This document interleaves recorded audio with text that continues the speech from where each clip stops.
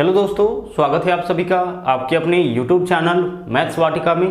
दोस्तों मैं हूं रुपेश यादव और इस वीडियो में हम लोग ग्रुप डी के लिए पहले सेट को देखेंगे और इस पहले सेट में 15 ऐसे क्वेश्चंस को देखेंगे जिसको अक्सर ही एग्जाम में देखा गया है। जिस तरीके का क्वेश्चंस आपके एग्जाम में बार बार पूछा जाता है, तो क्वेश्चन के माध्यम से ही कॉन्सेप्ट को हम लोग सीखेंगे और इन क्वेश्चन के माध्यम से एक बार फिर से हमें पूरे टॉपिक में रिवीजन करने का मौका मिल जाएगा। तो आ जाइए, पहला क्वेश्चन आपके सामने है और पहला क्वेश्चन आपका लीनियर इक्वेशन से है, दो चर वाले रैखिक समीकरण से है। बोला है यदि समीकरणों 14x + 8y + 5 = 0 और 21x - ky - 7 = 0 का कोई हल संभव नहीं है। देखिए यहाँ पे जो शब्द बोला है कोई हल संभव नहीं है, तो k का मान क्या होगा। देखिए इसके कुल मिला के ना तीन कॉन्सेप्ट होते हैं सॉल्यूशन फाइंड करने का, वह तीनों कॉन्सेप्ट हम यहाँ पे आपको बता देते हैं। इसमें से पहला है कि अगर a1/a2 बराबर नहीं है b1/b2 के, पहले ही कंडीशन में अगर a1/a2 b1/b2 के बराबर नहीं है तो इस इक्वेशन का केवल एक हल होगा, इस निकाय का केवल एक हल होगा। इसको हम लोग अद्वितीय हल भी बोलते हैं, यूनिक सॉल्यूशन भी बोलते हैं, एक जहां से हमें स्पष्ट हो जाना चाहिए। तो अगर a1/a2 is not equal to b1/b2 है तो इस इक्वेशन का, इस निकाय का केवल एक हल होगा। दूसरा कंडीशन देख लीजिए, अगर तीनों बराबर है, a1/a2 बराबर b1/b2 बराबर c1/c2 है, तीनों बराबर है तो इसके अनंत हल होंगे। यह जो निकाय होगा उसका कितना हल हो जाएगा, अनंत हल हो जाएगा, यानी कि इनफाइनाइट सॉल्यूशन हो जाएंगे। इनफाइनाइट सॉल्यूशन होने का मतलब है कि लाइन एक दूसरे के ऊपर आ जाएगा, अनंत बार एक दूसरे को काटेगा तो इनफाइनाइट सॉल्यूशन। इसमें क्या होगा, लाइन एक दूसरे को केवल एक बिंदु पर काटेगा, जितने बिंदु पर दो लाइन एक दूसरे को काटता है उतना सॉल्यूशन होता है। तो इसमें एक बिंदु पे काटेगा, इसमें अनंत बिंदुओं पे काटेगा, एक दूसरे के ऊपर ही लाइन हो जाएगा, संपाती हो जाएगा, तो यह आपका इस केस में अनंत हल होगा। और तीसरा कंडीशन है कि अगर a1/a2 बराबर b1/b2 हो और बराबर नहीं हो c1/c2, यानी केवल a1/a2 b1/b2 के बराबर हो, उस केस में उस निकाय का कोई भी हल संभव नहीं है। अगर a1/a2 बराबर b1/b2 हो लेकिन यह c1/c2 के बराबर नहीं हो तो इस निकाय का कोई भी हल संभव नहीं है, कोई भी सॉल्यूशन संभव नहीं है। तो हलों से संबंधित, लीनियर इक्वेशन में हलों से संबंधित जब भी क्वेश्चन दे तो इन तीन चीजों को आपको ध्यान में रखना है। अगर a1/a2 बराबर नहीं है b1/b2 के तो केवल एक हल होगा, इसको अद्वितीय हल भी बोला जाता है, यूनिक सॉल्यूशन बोला जाता है। अगर तीनों बराबर है तो अनंत हल होगा। और अगर a1/a2 बराबर b1/b2 तो है लेकिन c1/c2 के बराबर नहीं है, मतलब केवल पहला दोनों बराबर है, तीसरा बराबर नहीं है, उस केस में इसका कोई भी सॉल्यूशन संभव नहीं है। अब आ जाइए हम लोग इस क्वेश्चन पे आ जाते हैं। यहाँ पे देख लीजिए a1 a2 किसको हम लोग करेंगे, तो जो x का कॉफिशिएंट होगा पहले इक्वेशन में वह आपका a1 का मान होगा, ठीक है। जो y का कॉफिशिएंट होगा वह आपका b1 का मान होगा और जो कांस्टेंट होगा वह आपका c1 का मान होगा। तो पहले इक्वेशन के हिसाब से देख लीजिए a1 का मान कितना होगा 14, चिन्हों के साथ आप लिखिएगा। b1 का मान क्या होगा 8, सब प्लस में है, और c1 का वैल्यू क्या होगा 5 होगा, यह भी आपका प्लस में है, ठीक है। आ जाइए दूसरे इक्वेशन की बात करते हैं। दूसरे इक्वेशन में जो x का कॉफिशिएंट है, जो x के गुना में है वह a2 का मान, तो a2 का मान 21। दूसरे इक्वेशन में जो y के गुना में है वह b2 का मान, तो y के गुना में -k है तो b2 का मान -k हो जाएगा। और c2 का मान जो दूसरे इक्वेशन में आपका कांस्टेंट है तो -7 c2 का मान हो जाएगा। तो इस तरीके से हम a1 a2 b1 b2 और c1 c2 का वैल्यू निकाल सकते हैं। दो इक्वेशन दिया जाएगा तो पहले इक्वेशन में जो x का कॉफिशिएंट होगा वह a1 का मान, ठीक है। जो y का कॉफिशिएंट होगा, जो y के गुना में होगा वह आपका b1 का मान, और जो कांस्टेंट होगा वह आपका c1 का मान। उसी तरीके से दूसरे इक्वेशन में जो x के गुना में होगा, देख लीजिए यह a1 का मान, यह आपका यह a2 का मान, यह b2 का मान, यह c2 का मान। दूसरा इक्वेशन आ गया तो हम सब जगह 2 लगाते जाएंगे। अब क्वेश्चन में क्या बोला है, कोई हल संभव नहीं है। और कोई हल संभव कब नहीं होता है, नो सॉल्यूशन कब होता है, जब a1/a2 बराबर b1/b2 हो। तो कोई हल नहीं है, इसका क्या मतलब है, कोई हल नहीं है, इसका मतलब यह है कि यहाँ पे a1/a2, देखिए a1/a2 बराबर b1/b2 तो होगा, इतना तो होगा ना, कोई हल नहीं है, फिर भी क्या होगा, A1 बट्टा A2 बराबर B1 बट्टा B2 तो होगा, बराबर नहीं है C1 बट्टा C2। देखो अगर पूरा लिखना चाहे तो हम इसको लिख सकते हैं C1 बट्टा C2। इस कंडीशन में जो है वह समीकरण का कोई हल संभव नहीं होता है। तो अब आप मान पुट करिए, A1 के स्थान पर क्या रखोगे आप, 14 रखोगे, बट्टा A2 के स्थान पर क्या रखिएगा, 21, बराबर B1 के स्थान पर क्या रखिएगा आप, 8, और बट्टा B2 के स्थान पर क्या रखिएगा, -k रखिएगा। आगे आपको वैल्यू रखने से कोई फायदा नहीं है, यहीं से हमारा k का मान निकल जाएगा, जो बराबर है वहीं से k का मान निकालेंगे, इसी पार्ट से आपका k का मान निकल जाएगा। A1 बट्टा A2 बराबर B1 बट्टा B2 तो होगा, क्योंकि कोई हल जब संभव नहीं होता है तो यह दोनों बराबर होता है। अब यहाँ से आप k का मान निकाल लीजिए। मान लीजिए कि आगे अगर बराबर में C1 बट्टा C2 होता तो इस वाला को या तो हम C1 बट्टा C2 से कंपेयर कर लेते या फिर A1 बट्टा A2 से कंपेयर कर लेते। इसमें k होगा, या तो उसको A1 बट्टा A2 वाले से कंपेयर कर लेंगे या फिर C1 बट्टा C2 से कंपेयर कर लेंगे, कब, जब तीनों बराबर होगा, और इस तरीके से हम लोग k का मान निकालेंगे। अब अगर हम इसको 7 से काटेंगे तो 7 दूना 14 होगा, 7 तिया 21 होगा, ऊपर से ऊपर वाला कटेगा, 2 चौके 8 होगा, क्रॉस में गुना -k का वैल्यू 4 तिया 12, तो -k का वैल्यू 4 तिया 12, तो k का वैल्यू क्या हो जाएगा आपका, माइनस, इधर नहीं इस तरफ ले जाइए, -12 हो जाएगा। तो k का वैल्यू आपका -12 हो जाएगा। यही हम लोगों से पूछा गया था कि भाई k का मान क्या होगा। तो कुल मिला के जब भी आपको k का वैल्यू फाइंड आउट करना होगा या k के जगह p दे दिया जाए, p का वैल्यू फाइंड आउट करना होगा, तो आप इस मेथड का उपयोग कर सकते हैं। चलिए आगे बढ़ते हैं, यह आपका पहला क्वेश्चन था। अगले क्वेश्चन में हम लोग आ जाते हैं। क्वेश्चन नंबर 2 देख लीजिए, यूनिट डिजिट से है, बोला है 3 के पावर 31 का इकाई अंक क्या होगा। तो देखो सोल्व हम लोग कैसे करते हैं, 3 का पावर 31 है तो पावर में हम भाग करते हैं 4 से, तो 4 8 32, 4 7 28, शेष क्या बचेगा 3, तो पावर के स्थान पे 3 को लिखते हैं। इकाई अंक के क्वेश्चन में हम लोग क्या करते हैं, पावर अगर बहुत बड़ा दिया जाए तो पावर में भाग करेंगे 4 से और मूल पावर के स्थान पर उसके शेष को लिखेंगे। इस वीडियो के डिस्क्रिप्शन में आपको यूनिट डिजिट का कंप्लीट लिंक मिल जाएगा, वहां से आप चाहे तो पूरे यूनिट डिजिट के कॉन्सेप्ट को सीख सकते हैं। तो 7 चौके 28, शेष 3 आया। अब 3 का पावर 3 कितना हो जाएगा, 27। अब 27 का बता दीजिए इकाई अंक क्या होगा, 7। तो हमें इकाई अंक फाइंड आउट करना था, मतलब कि अंतिम अंक प्राप्त करना था। तो 3 के पावर 31 का अंतिम अंक आपका हो जाएगा 7। आगे बढ़िए, अगला क्वेश्चन देख लीजिए, आपके सामने है नंबर 3 क्वेश्चन है आज का। बोला है 2 घोड़े क्रमशः 10 किलोमीटर प्रति घंटा और 15 किलोमीटर प्रति घंटा की दूरी से एक ही दूरी तय करते हैं। ध्यान दीजिएगा, 2 घोड़ा है, एक का स्पीड है 10 किलोमीटर प्रति घंटा और दूसरा का स्पीड है 15 किलोमीटर प्रति घंटा। 2 घोड़ा, एक 10 किलोमीटर प्रति घंटा और एक 15 किलोमीटर प्रति घंटा की गति से एक ही दूरी तय करता है। सेम डिस्टेंस ट्रेवल कर रहा है, एक समान दूरी तय कर रहा है, बट चाल दोनों का अलग अलग है। यदि दूसरा घोड़ा पहले की तुलना में 12 मिनट अधिक समय लेता है, यहाँ देखिए यह 12 मिनट क्या बोला है, अधिक और कम समय के अंतर को दर्शाता है। पहला घोड़ा दूसरा से 12 मिनट अधिक समय लेता है, अब लेगा ही, जिसका चाल कम होगा वह समय ज़्यादा लेगा, जिसका चाल ज़्यादा होगा वह समय कम लेगा। तो अगर किसी दूरी को, ध्यान से सुनिएगा, अगर किसी दूरी को 2 अलग अलग चाल से तय करने में लगे समय में डिफरेंस दिया जाए, अंतर दिया जाए, मतलब समय ज़्यादा लगा समय कम लगा, उस केस में डिस्टेंस निकालने के लिए हम लोग इस फॉर्मूला का उपयोग करते हैं और इस पे आधारित बहुत ही ज़्यादा सवाल पूछा जाता है। डिस्टेंस बराबर क्या होगा, a गुने b बट्टा a माइनस बी, a गुने b बट्टा a माइनस बी, और गुना करेंगे इसमें हम लोग t से, और यहाँ पे जो t होगा ना वह डिफरेंस वाला t होगा, यानी कि समय का अंतर होगा। पुनः सुनिएगा, इस फॉर्मूला का उपयोग करके हम लोग डिस्टेंस कब निकालते हैं, जब किसी सर्टेन डिस्टेंस को, किसी निश्चित दूरी को 2 अलग अलग चाल से तय करने में लगे समय में अंतर दिया जाए। निश्चित रूप से अगर किसी एक दूरी को 2 अलग अलग चाल से तय किया जाएगा तो समय तो कम ज़्यादा लगेगा, तो समय कम या ज़्यादा दिया जाए तो वह डिफरेंस वाला टाइम हो जाएगा, समय का अंतर हो जाएगा।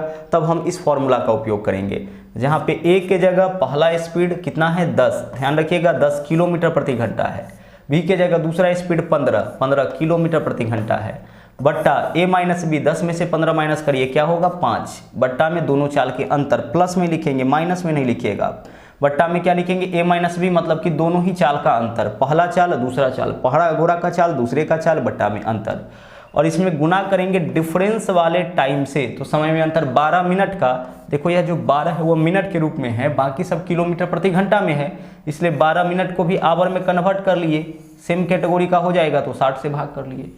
जनरली ऐसे क्वेश्चन में जो समय रहता है वो मिनट के रूप में दिया जाता है, तो आप समय में कितना से भाग करोगे, 60 से। अगर आवर के रूप में ही रहता तब तो कोई दिक्कत नहीं है, लेकिन आवर के रूप में नहीं है और बाकी सब जो चाल है वो किलोमीटर प्रति घंटा के रूप में है। तो अगर चाल किलोमीटर प्रति घंटा के रूप में है तो उसके साथ समय आपका रहना चाहिए आवर के रूप में, नहीं था तो हम 60 से भाग कर दिए। अब आप इसको सोल्व कर लीजिए, बहुत ही आराम से आपका आंसर निकल जाएगा। आप काटिएगा, 0 से देख लीजिए 0 कैंसिल हो जाएगा, 0 से आपका 0 कैंसिल हो गया, और 6 से काटिएगा तो 6 दूना 12 हो जाएगा, और 5 से काटिएगा तो 5 तिया 15 हो जाएगा, 2 तिया 6। आपने दूरी निकाला है इसलिए दूरी बराबर हो जाएगा 6 किलोमीटर। तो इस तरीके से आप अपना आंसर निकाल सकते हैं। बहुत ही सिंपल मेथड है और इस पे आधारित क्वेश्चंस आपके पूछे जाते ही हैं। तो किसी भी समान दूरी को अगर दो अलग अलग चाल से तय किया जाए और उस चाल से तय करने में लगे समय में अंतर दिया जाए तो हम लोग यही फॉर्मूला यूज करते हैं। इस तरीके के क्वेश्चन में भी, जैसे राहुल किसी दूरी को या अपने घर से विद्यालय 3 किलोमीटर प्रति घंटा की चाल से जाता है तो 5 मिनट पहले पहुंच जाता है, और 4 किलोमीटर प्रति घंटा की चाल से जाता है ना, या 2 किलोमीटर प्रति घंटा की चाल से जाता है तो 5 मिनट की देरी हो जाती है। तो ऐसे क्वेश्चन में भी हम लोग यही फॉर्मूला यूज करते हैं। जहां भी किसी समान दूरी को दो अलग अलग चाल से तय करने में लगे समय में अंतर दिया जाए, उस केस में डिस्टेंस निकालने के लिए हम लोग यही फॉर्मूला यूज करते हैं।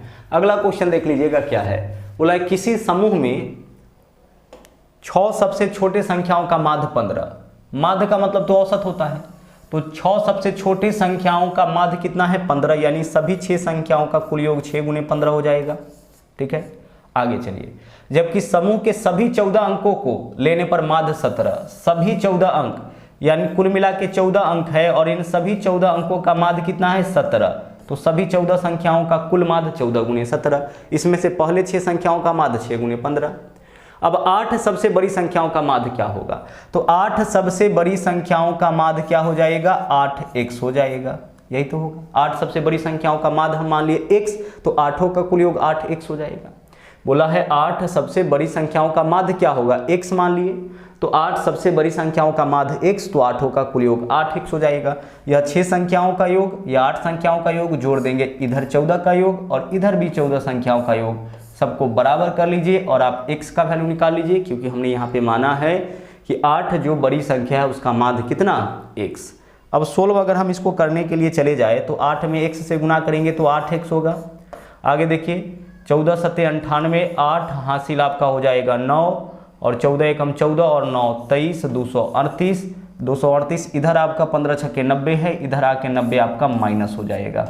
ठीक है, अब देखिए x का वैल्यू क्या होगा, 238 में से 90 माइनस करेंगे तो 8 में से 0 माइनस करेंगे 8 होगा, और यह आपका हो जाएगा 13 में से 9 माइनस करिएगा तो 4 होगा और 1 हो जाएगा 148। 8 इधर गुना में है, इधर आएगा तो भाग में। 8 से अगर आप इसमें भाग करिएगा, देखिए कितना हो जाएगा, 8 से भाग करिएगा, 8 एकम 8 होगा 6, 68, 8 अठे 64, पॉइंट डालेंगे 40, 8 पंचे 40 यानी कि 18.5।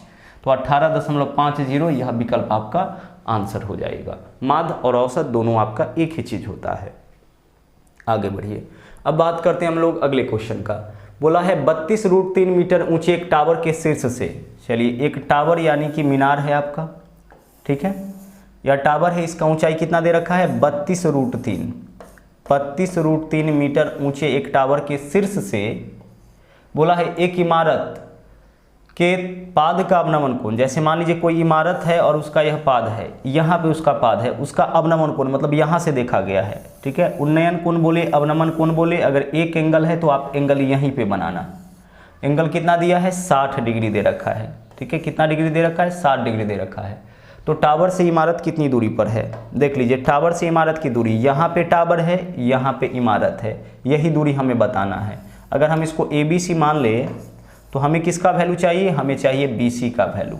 अब गौर से एक चीज़ आप समझिएगा, क्या समझना है आपको, हाइट एंड डिस्टेंस के किसी भी क्वेश्चन को बनाने के लिए बस एक चीज़ आपको समझना है कि 30 डिग्री के सामने वाली भुजा का माप जो भी होगा, 30 डिग्री के सामने वाली भुजा का माप जो भी होगा, मान लीजिए A अगर है तो 60 डिग्री के सामने वाली भुजा का माप A√3 हो जाएगा। ठीक है, कितना हो जाएगा, a√3 हो जाएगा। अधिक कौन होगा, 60 डिग्री के सामने वाला। तो 30 डिग्री के सामने वाली भुजा का माप अगर a होगा ना, तो 60 के सामने की भुजा का माप a√3, और अगर 60 के सामने की भुजा का माप a√3 होगा तो 30 के सामने की भुजा का माप क्या होगा, a हो जाएगा। हम इसको ऐसे भी कह सकते हैं, ऐसे क्या कह सकते हैं कि 30 डिग्री वाले सामने की भुजा अगर दिया जाए तो उसमें √3 से गुना कर दीजिएगा ना, तो वह 60 के सामने का भुजा बता देगा। और 60 के सामने की भुजा में अगर √3 से भाग कर दीजिएगा तो 30 के सामने का भुजा निकल जाएगा। अब यहाँ पे समकोण त्रिभुज आपका बनता है, तो यह 90 है, यह 30 है, तो 60 है, तो तीसरा एंगल हमारा 30 डिग्री होगा। यह किसी को बताने की आवश्यकता नहीं है, तो बाय डिफॉल्ट हो जाएगा। एक को 90 तो बाकी दोनों मिला के 90 होगा, तभी तो 180 होगा ना। अब देखो आप 60 डिग्री के सामने a√3 है, तो 30 डिग्री के सामने a यानी क्या होगा, केवल 32 होगा। 60 डिग्री के सामने a√3 यानी 32√3 है, तो 30 डिग्री के सामने क्या होगा, केवल a होगा यानी कि 32 होगा। या फिर 60 के सामने वाली भुजा में केवल √3 से भाग करिए, 30 के सामने की भुजा निकल जाएगा, मतलब भुजा BC का लंबाई कितना हो जाएगा, 32 मीटर हो जाएगा। तो इसी मेथड से आपको हाइट एंड डिस्टेंस के क्वेश्चन को सोल्व करना है। चलिए आगे बढ़ते हैं। अगला देख लीजिए क्वेश्चन क्या है। यह सवाल आपका एलिगेशन से है। गुथे हुए आटे की किसी लोई में चीनी और आटे का आरंभिक अनुपात 4:7। देखो चीनी और आटा का अनुपात दे रखा है, चीनी है और इसमें आटा है, ठीक है। चीनी और आटा का आरंभिक अनुपात क्या है, 4:7। अच्छा 4:7 का मतलब क्या हुआ कि कुल अगर लोई चीनी और आटा को मिला के लोई बनाया गया है, तो लोई अगर 11 किलोग्राम का है तो उसमें 4 किलोग्राम चीनी होगा और 7 किलोग्राम आटा होगा। अगर कुल लोई 11 किलोग्राम का है तो चीनी कितना होगा, 4 किलोग्राम, और आटा कितना होगा, 7 किलोग्राम। फिर आगे 22 किलोग्राम की लोई में आगे देखिए, जस्टिन ने आटा डालकर चीनी और आटे का अनुपात 2:5 कर दिया। क्या डाला है, देखिए आटा डाला है इसमें। जब आटा डाला तो चीनी और आटे का अनुपात क्या हो गया, 2:5 हो गया। देखिए इसमें डाला क्या गया है, आटा डाला गया है, ठीक है। क्या डाला गया, इसमें आटा डाला गया है। तो आटा डालने की वजह से चीनी और आटा का अनुपात 2:5 हो गया। हम ऐसे क्वेश्चन में एक चीज़ का ध्यान रखेंगे, इस तरीके का क्वेश्चन दूध और पानी के रूप में भी आता है कि दूध और पानी में यह अनुपात है। जब इसमें पानी मिलाया गया, ठीक है, पानी मिलाया गया तो अब दूध और पानी का यह अनुपात हो गया। तो कितना पानी मिलाया गया यह आप हमें बताएं। देखो हम इसको सोल्व कैसे करेंगे। सबसे पहले शुरुआत में देखिए कि कितना किलोग्राम लोई था। लोई मतलब चीनी और आटा मिला के कितना किलोग्राम था, 22 किलोग्राम था। अच्छा इस 22 किलोग्राम में चीनी कितना था, तो चीनी कुल मिला के 4 किलोग्राम था। कितना में, 11 में। 4 भाग है 11 में, यानी कि 4/11 भाग था चीनी। शुरुआत में कितना था, 4/11 भाग, इतना ही तो चीनी था ना। अब हमसे क्या पूछा है कि हम कितना इसमें मिला दे, कितना इसमें हम मिला दे आटा कि 2:5 हो जाए। तो 22 किलोग्राम का तो मिश्रण था ही, कितना आटा मिला दे, तो हम मान लेते हैं कि x किलोग्राम इसमें हम आटा मिला दे। तो जब हम आटा मिलाएंगे इसमें x किलोग्राम, तो मात्रा किसका किसका बढ़ेगा, मात्रा आटा का बढ़ेगा और मिश्रण का, लोई का मात्रा बढ़ेगा। लेकिन चीनी का मात्रा तो पहले जितना था उतना ही रहेगा। हम किसी मिश्रण में क्या मिला रहे हैं, हम किसी मिश्रण में मिला रहे हैं आटा, तो फिर जब हम आटा मिलाएंगे तो लोई का मात्रा बढ़ जाएगा, ठीक है। बट लोई का मात्रा बढ़ जाएगा, आटा का मात्रा बढ़ जाएगा, बट चीनी का मात्रा पहले जितना था उतना ही रहेगा। तो पहले चीनी का मात्रा कितना था, इसका 4/7, तो इसमें भी चीनी का मात्रा क्या होगा, तो अब चीनी का मात्रा 2 भाग हो जाता है कितना में, कुल 7 में, यानी कि 2/7। तो इसका 2/7 भाग चीनी का मात्रा रह जाएगा। अब इस मिश्रण का 2/7 चीनी होगा और इस मिश्रण का 4/11 चीनी होगा, और दोनों में चीनी का मात्रा क्या होगा, बराबर होगा। दोनों में चीनी का मात्रा क्या होगा, बराबर होगा, क्योंकि इस मिश्रण के तुलना में इसमें क्या मिलाया गया है, सिर्फ आटा ही तो मिलाया गया है। तो मिश्रण का मात्रा बढ़ेगा, ठीक है, मिश्रण का मात्रा बढ़ेगा, लोई का मात्रा बढ़ेगा, चीनी का मात्रा तो सेम रहेगा, ठीक है। अब आप इसको सोल्व कर लीजिए। सोल्व करिएगा तो 11 से काटिए, 11 दूना 22 कट जाएगा, 2 से आपका यह 2 कैंसिल हो गया, ऊपर से ऊपर क्रॉस में गुना, 4 7 28, 28 बराबर आपका 22 + x हो गया। अब आप यहाँ से x का वैल्यू बता दो, +22 आके 28 में से घटेगा, कितना हो जाएगा, 6। तो x का वैल्यू आपका हो जाएगा 6 किलोग्राम।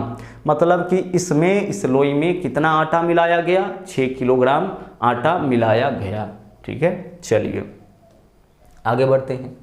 देखिए यहाँ पे क्वेश्चन आपका दिया गया है डाटा से। सवाल यह है कि दिए गए पाई चार्ट में दिसंबर 2017 तक भारत के विभिन्न बैंकों के द्वारा गैर निष्पादन संपत्ति, इसको एनपीए बोला जाता है, एनपीए के बारे में जानकारी दिया गया है। यहाँ एनपीए के बारे में जानकारी दिया गया है विभिन्न बैंकों का। बैंक ए का 30% एनपीए है, 25% है, 15%, सबका कितना योगदान है वह दे रखा है। क्वेश्चन क्या है, सभी बैंकों के अंतर्गत कुल एनपीए कीमत 300 लाख करोड़, कितना है आपका 300 लाख करोड़, इतना है 300 लाख करोड़। तो दिसंबर 2017 तक बी के अंतर्गत, किसके अंतर्गत, बी के अंतर्गत एनपीए का कीमत क्या होगा।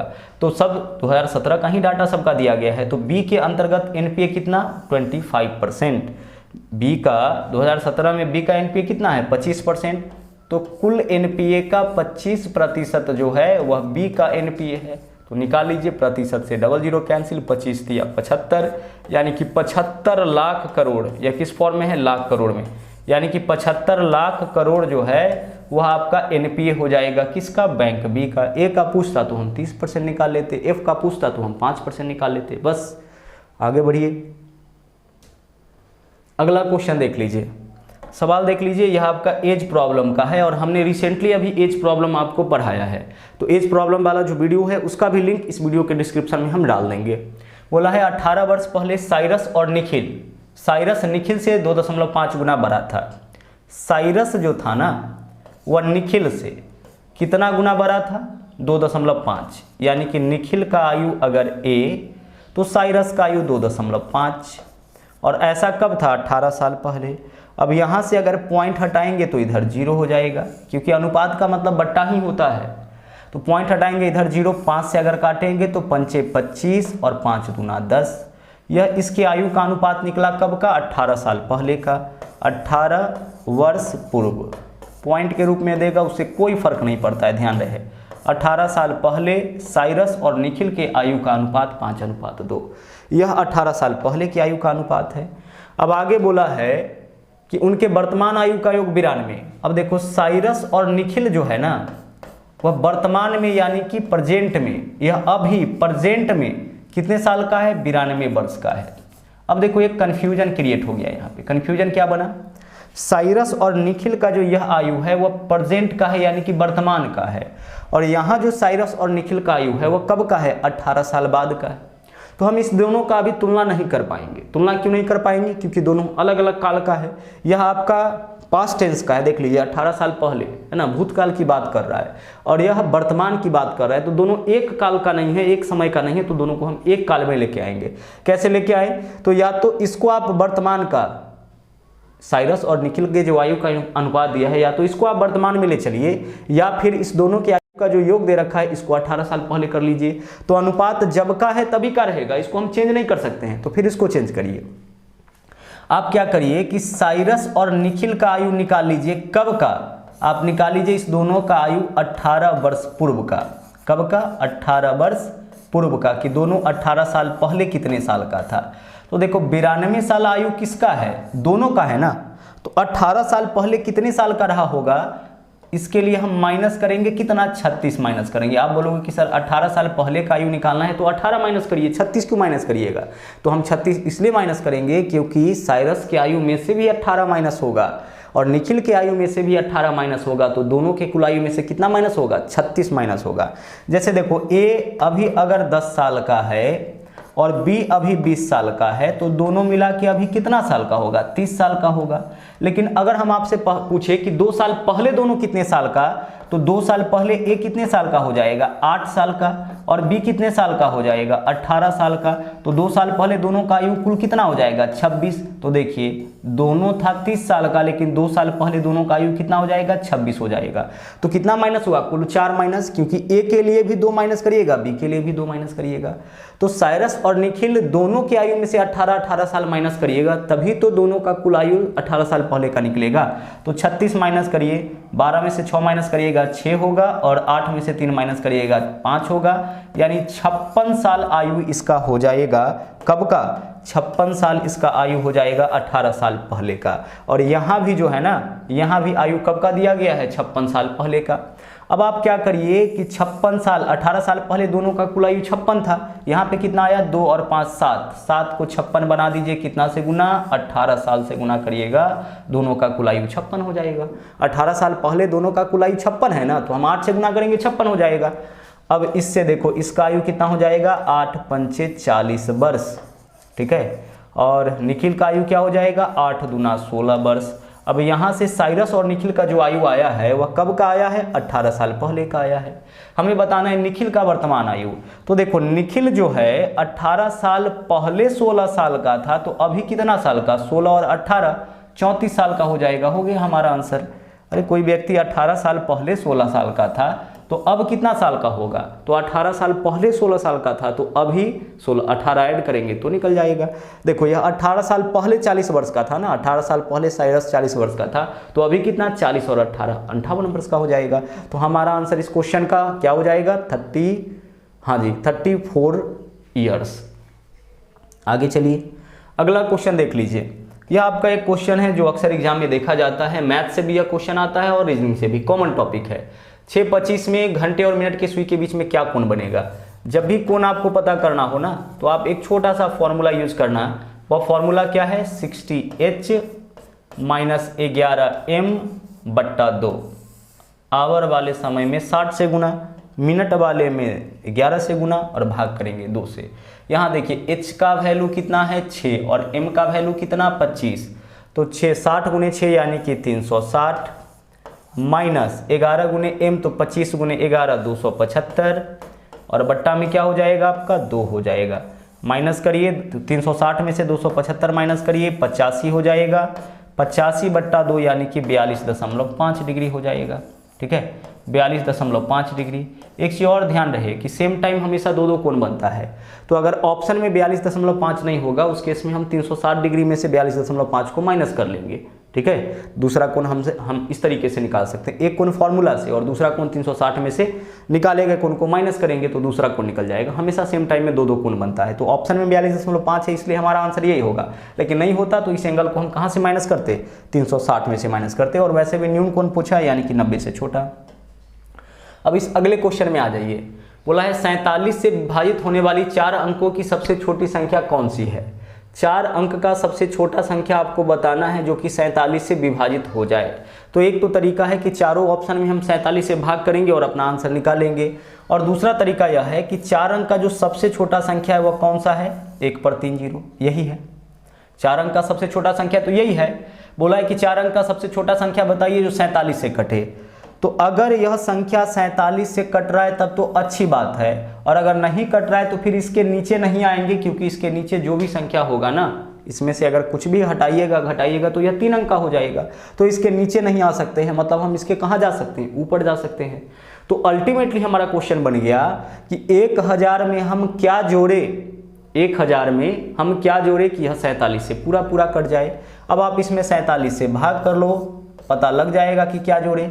47 दूना कितना हो जाएगा 94 हो जाएगा, 7 दूना 14, हाँ 94 हो जाएगा। माइनस करिए कितना हो जाएगा 6 हो जाएगा 60। अब आपका 1 जीरो उतारेंगे 60। अब 47 से भाग करिए, यहाँ पे 47 एकम क्या हो जाएगा 47, शेष क्या बचेगा आपका, शेष बच जाएगा 13। अब शेष आपका 13 बच गया। अब शेष 13 बच गया है तो सोचिए जरा सा गौर से देखिएगा कि अगर हमने यह पूछा जाए यहाँ पे कि क्या घटाएं 1000 में से क्या घटाएं कि यह 47 से पूरा कट जाए, तो 13 घटाएंगे। लेकिन क्या जोड़े, तो जोड़ने के केस में इस दोनों का अंतर जोड़ेंगे। तो 47 और 13 में अंतर कितना का है, 47 और 13 में अंतर आपका 34 का है। मतलब 1000 में अगर 34 जोड़ दिया जाए ना, सिंपल सी बात है कि 13 शेष बचा है ना, कम से कम कितना और होता तो यह कट जाता 47 से, तो यहाँ कम से कम 47 होना चाहिए था, तो 13 में 34 ऐड करिएगा तभी तो 47 होगा, और 47 का पहाड़ा एक बार पढ़ेंगे तो कट जाएगा, तो 34 और होना चाहिए। घटाने के केस में यह 13 आंसर, लेकिन जोड़ने के केस में इस दोनों का अंतर, तो 34 और अगर 1000 में 34 जोड़ दे तब 47 से पूरा कट जाएगा। तो 1000 में 34 जोड़ेंगे तो कितना बन जाएगा 1034। ठीक है चलिए आगे बढ़ते हैं। अगला क्वेश्चन देख लीजिए क्या है। बोला है त्रिभुज ABC में AB और AC पर D और E क्रमशः ऐसे बिंदु है जिसमें DE BC के समानांतर। सबसे पहले देख लीजिए यह हमारा एक ट्रायंगल है और इस ट्रायंगल का नाम दे रखा है ABC। इस त्रिभुज का नाम है आपका ए बी और सी। अब आगे देखिए क्या बोला है, ए बी और ए सी पर दो बिंदु है, एक बिंदु है आपका डी और एक बिंदु है ई, और यहाँ पे जो लाइन खींचा गया है ना, यह लाइन आपका समानांतर है। किसके समानांतर है? वो आपका बीसी के समानांतर है। बोल रखा है कि डी बीसी के समानांतर, जो डी लाइन खींचे वह किसके समानांतर? बी के समानांतर। अब इसके आगे देखिए बोला है कि AD का वैल्यू 2 सेंटीमीटर, यह कितना है? 2 सेंटीमीटर, और BD का वैल्यू 3 सेंटीमीटर है। ठीक है, तो निकालना है एरिया ऑफ त्रिभुज ADE बट्टा एरिया ऑफ त्रिभुज ABC। यानी दो त्रिभुज आपको यहाँ पे बनता हुआ दिख रहा होगा। एक त्रिभुज क्या है आपका? ADE। तो ADE के एक भुजा का माप, कोई एक संगत भुजा का माप बताइए कितना होगा? 2। तो देख लीजिए, एक संगत भुजा का ADE के संगत भुजा का माप कितना? 2 बट्टा, रुक जाइए अभी, बट्टा अगर हम त्रिभुज ABC के संगत भुजा की बात करें तो ABC यह पूरा लेंगे ना, तो इसका संगत भुजा, तो देखो इस भुजा का संगत यह पूरा होगा बड़का त्रिभुज में ABC में, तो यहाँ से लेकर के यहाँ तक का माप कितना? 2 और 3 5 होगा। यह दोनों त्रिभुज वास्तव में समरूप हो जाएगा। जब भी किसी त्रिभुज में इस तरीके से आधार के समानांतर कोई लाइन खींचेंगे तो एक छोटा वाला त्रिभुज और पहले से जो बड़ा त्रिभुज है वह दोनों समरूप हो जाएगा। अब समरूप त्रिभुज में संगत भुजा यानी कि AD, छोटका का AD और बड़का का पूरा AB दोनों संगत भुजा हो गया। तो संगत भुजा का सब संगत भुजा का रेशियो बराबर होता है, और कोई एक संगत भुजा मालूम रहे तो उसका अगर हम स्क्वायर कर देते हैं ना तो संगत क्षेत्रफल निकल जाता है। तो हम बस इसका स्क्वायर कर देंगे, तो 2 का स्क्वायर 4 हो जाएगा और 5 का स्क्वायर 25 हो जाएगा। यानी 4 बट्टा 25 इन दोनों के, देखिए 2 का स्क्वायर 4 और पूरा 2 और 3 5, 5 का स्क्वायर 25, इन दोनों के क्षेत्रफल में यही अनुपात हो जाएगा। अगला क्वेश्चन देखिए, बोला है निम्नलिखित में से कौन सी संख्या अपरिमेय है? अपरिमेय संख्या किसको बोलते हैं? जैसे एक तो आपका पाई हो गया, दूसरा ई हो गया, तीसरा रूट के भीतर वैसी संख्या जिसका वर्गमूल न निकले, और चौथा दशमलव के बाद अगर इस तरीके से संख्या आए ना, इस तरीके से संख्या आए अनंत तक, तो यह आपका अपरिमेय होगा। एक ही संख्या नहीं, अलग अलग संख्या अगर लगातार आए तो यह अपरिमेय, और इसके अलावा रेस्ट जो भी बच गया वह आपका परिमेय। ध्यान रखिएगा, पाई अपरिमेय, ई अपरिमेय, रूट के भीतर वैसी संख्या जिसका वर्गमूल न निकले अपरिमेय, और दशमलव के बाद इस तरीके से है ना रिपीटिंग अगर संख्या आ जाए, अलग अलग संख्या रिपीट करे तो यह आपका अपरिमेय। इसके अलावा रेस्ट जो भी बचा वह परिमेय, जिसको P/Q बट्टा के रूप में लिख सकते हैं, वह परिमेय। तो देखो, एक का आप वर्गमूल करो, घनमूल करो, कुछ भी करो, इसका तो वर्गमूल हो जाएगा, इसका वैल्यू 1 आ जाएगा, तो यह तो आपका परिमेय हो जाएगा। क्यूब रूट 3 है तो 8 का घनमूल क्या हो जाएगा? 2 हो जाएगा, तो यह भी आपका परिमेय हो जाएगा। 16 का वर्गमूल क्या होगा? 4 होगा, यह भी परिमेय हो जाएगा। 4 का अगर करनी में 4 है तो 2 बार रूट करेंगे, तो एक बार ही इसका रूट हो पाएगा, मतलब यही क्या हो जाएगा? आपका अपरिमेय हो जाएगा, क्योंकि वह आपका रूट के बाहर नहीं निकल पाएगा। करनी में 4 है, 2 रहता तभी तो 4 का वर्गमूल 2 होता है ना। करनी में 4 का मतलब 2 बार वर्गमूल करेंगे, तो एक बार वर्गमूल करेंगे तो 2, और दूसरा बार इसका वर्गमूल होगा नहीं, यानी रूट 2। इसका वैल्यू क्या रह जाएगा? आपका रूट 2 वैल्यू इसका रह जाएगा, मतलब कि यही आपका अपरिमेय हो जाएगा। ठीक है, चलिए आगे बढ़ते हैं। बोला है किसी अनुपात के पहले 3 पद 3, 5 और 21 है, तो चौथे पद को ज्ञात करिए। चौथा पद का मतलब होता है चतुर्थानुपात। 3 पद दिया गया, आपको क्या बताना है? चतुर्थानुपात बताना है। तो चतुर्थानुपात का फॉर्मूला क्या होता है? B गुने C बट्टा A। B गुने C बट्टा A। 3 संख्या आपका पक्का दिया जाएगा जब चतुर्थानुपात पूछा जाएगा। तो B देखिए कितना? 5, C कितना? 21, तो 5 गुने 21 बट्टा A यानी कि 3। जो पहला वैल्यू होगा वह A का मान, जो दूसरा वैल्यू B का मान, तीसरा वैल्यू C का मान, है ना। यह A का वैल्यू हो जाएगा, यह B का, यह C का, B गुने C बट्टा A। 3 से काटिए, 3 सते 21, 7 पंचे 35, क्या हो जाएगा आपका हमारा आंसर? 35। 35 आपका चौथा पद हो जाएगा। कभी कभी मध्यानुपाती भी पूछा जाता है, तो मध्यानुपाती होता है √AB, और तृतीयानुपाती होता है B² बट्टा A। तृतीयानुपाती B² बट्टा A, मध्यानुपाती √AB, और चतुर्थानुपात B गुने C बट्टा A। इन तीनों जगह से क्वेश्चन पूछे जाते हैं। अगला देख लीजिए क्वेश्चन क्या है। बोला है अर्जुन एक काम को शुरू किया, 2 दिन तक काम किया, उसके बाद छोड़ दिया, फिर भरत ने शेष काम को 9 दिन में पूरा किया।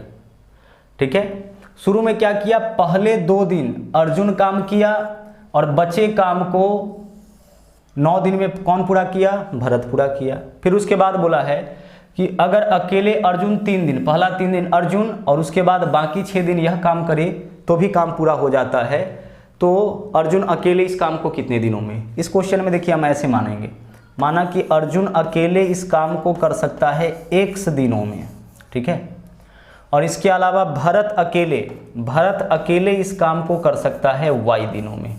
भरत अकेले इस काम को कितने दिनों में? y दिनों में। अब स्टार्टिंग में देखिए अर्जुन कितना दिन काम किया? 2 दिन। तो अर्जुन पूरे काम को x दिन में, तो 2 दिन में अर्जुन काम करेगा 2/x, 1 दिन में 1/x, 2 दिन में 2/x, 3 दिन में 3/x, इसी तरीके से। तो इतना काम अर्जुन किया और भरत शेष काम को 9 दिन में। इसके बाद 9 दिन काम कौन किया? भरत। तो भरत 9 दिन में 9/y काम करेगा और दोनों मिला के काम पूरा कर दिया तो = 1, क्योंकि भिन्न के रूप में जब लेंगे तो एक पूरे काम को दर्शाएगा। दूसरे केस में अर्जुन 3 दिन तक काम किया है, तो 3 दिन में अर्जुन कितना काम कर लेगा? 3/x। और भरत शेष कितना दिन काम किया है? 6 दिन। तो भरत शेष 6 दिन में कितना काम कर लेगा? 6/y। दोनों मिला के काम समाप्त कर लिया है तो = 1। पहले केस में अर्जुन 2 दिन और उसके बाद भरत 9 दिन काम किया, काम समाप्त हो गया। दूसरे केस में अर्जुन 3 दिन, भरत 6 दिन काम किया, काम समाप्त हो गया। हमसे क्या पूछा है? अर्जुन अकेले इस काम को कितने दिनों में, यानी x का वैल्यू निकालना है। तो देखो यह तो आपका इक्वेशन हो गया, समीकरण 1 और समीकरण 2 हो गया।